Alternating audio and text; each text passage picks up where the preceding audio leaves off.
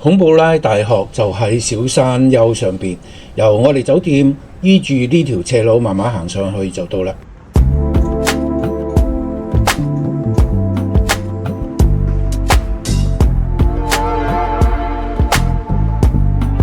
Google Map 話俾我聽，呢度有條捷徑可以喺呢條斜路一直行上去。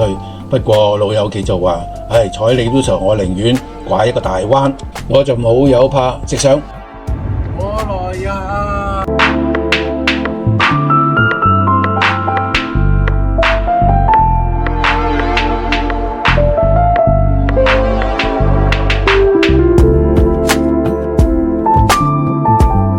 慢慢行，大概20零分鐘就去到校區。首先去到個行政大樓，買咗佢嘅參觀證，裏邊已經包括咗一個參觀喬安娜圖書館嘅導賞團。依住入場時間喺呢個入口入咗去，首先就係參觀地下第一層。不過呢度係冇乜嘢睇，空空如也，似係一個監房咁樣。後尾上到3樓睇睇佢嘅告示牌，先知原來佢真係一個監房。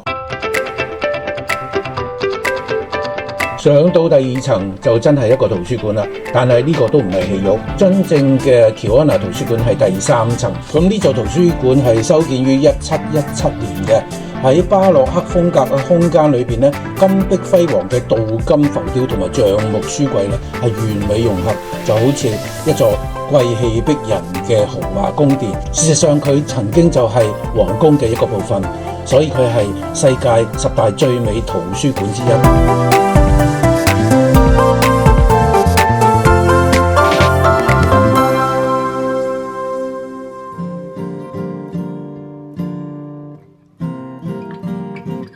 其實孔布拉最重要嘅景點咧，大部分都集中喺呢個大學城裏邊。喺圖書館出嚟就係一個大廣場，佢嘅前方咧就係一個禮拜堂。呢度就係聖米格爾禮拜堂嘅正式入口，佢出邊就係一個雕琢得好靚嘅木門。不過因為有工程，所以咧暫時個入口就改咗去大學食堂嘅側邊。呢個小小嘅禮拜堂其實過去咧就曾經屬於皇家宮殿嘅一個部分，裡面嘅佈置既繁複華麗，亦都非常之注重細節。向上望係色彩斑斕嘅天花，向前望就係精美嘅瓷磚牆，再加上一個配有近2000支音管嘅巴洛克風格管風琴，簡直係嘆為觀止。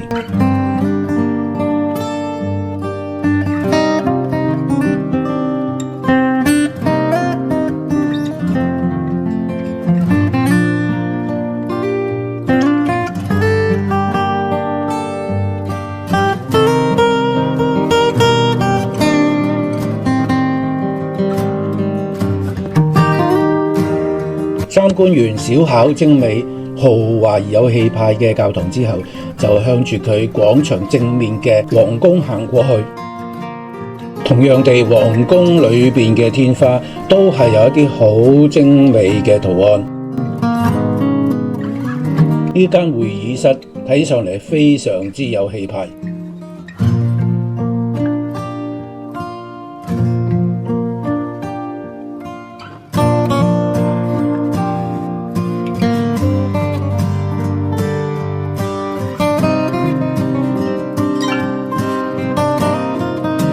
呢個展館嘅天花板畫出嚟嘅圖畫，簡直就係絕品。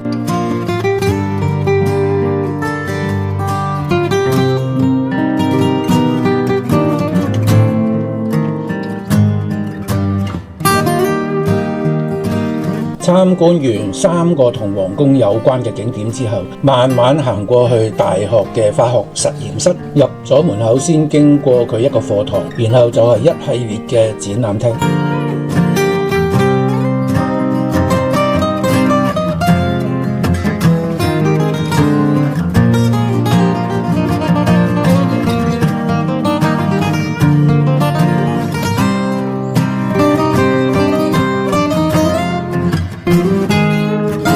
最後先嚟到正式做實驗嘅地方。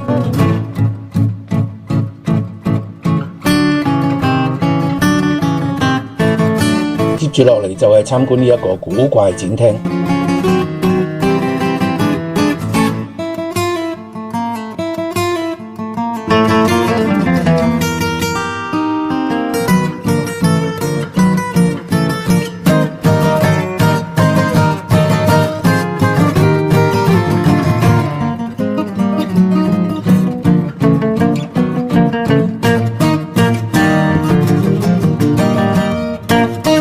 冇俾佢停，跟住就係參觀呢個大學裏邊嘅科學博物館。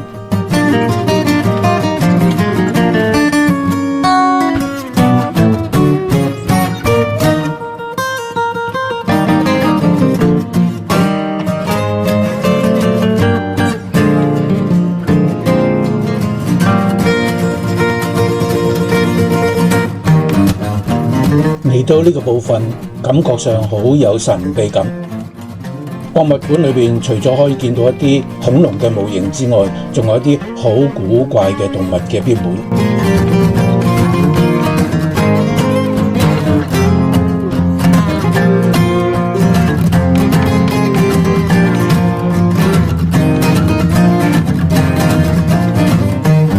行過隔離就係物理學系大樓。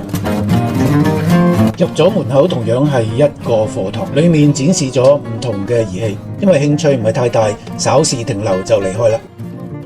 其實呢座作為世界最古老之一嘅大學咧，喺2013年咧已經被列入世界文化遺產，而佢亦都係葡萄牙最好嘅大學之一，共有8個院系，亦都培育出相當多嘅優秀人才，包括現任嘅澳門特首岑敖暉啦，前澳門大學校長啦，以及諾貝爾醫學獎得主安東尼奧莫里斯。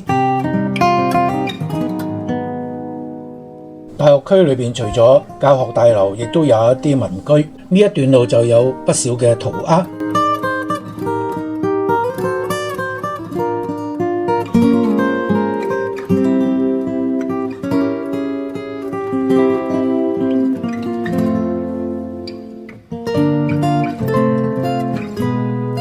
經過一輪嘅左穿右插，終於都到咗目的地，就係孔布拉舊主教座堂。呢座興建於1139年嘅教堂咧，係國內唯一保存完好嘅羅曼式主教座堂，融合咗西羅馬同埋拜占庭嘅建築風格。而佢嘅設計師咧，都係同呢個里斯本主教座堂都係由同一個建築師羅伯特設計嘅。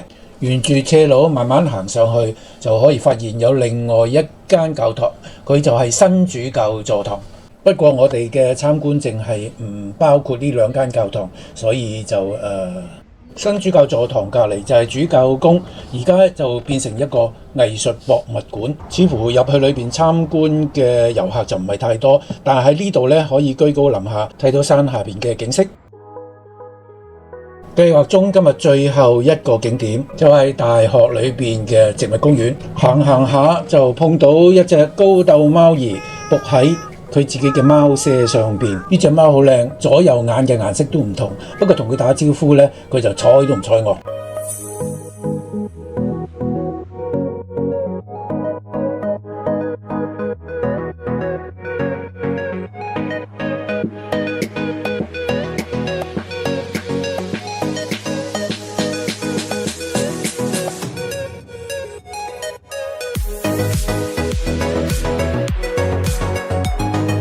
到咗植物公園，最吸引我嘅就係呢啲盛開嘅木蘭花，仲有天堂鳥。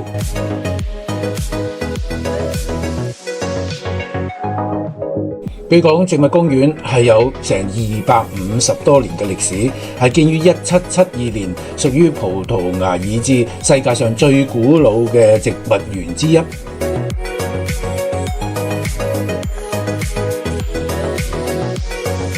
去到佢嗰個溫室旁邊嘅門口，俗稱呢個花園拱門呢，就可以見到一條超級壯觀嘅古羅馬時期嘅水道橋。呢一座長達1公里嘅建築係由20個拱門組成，保存得相當之好，所以都成為一個熱門嘅遊客打卡位。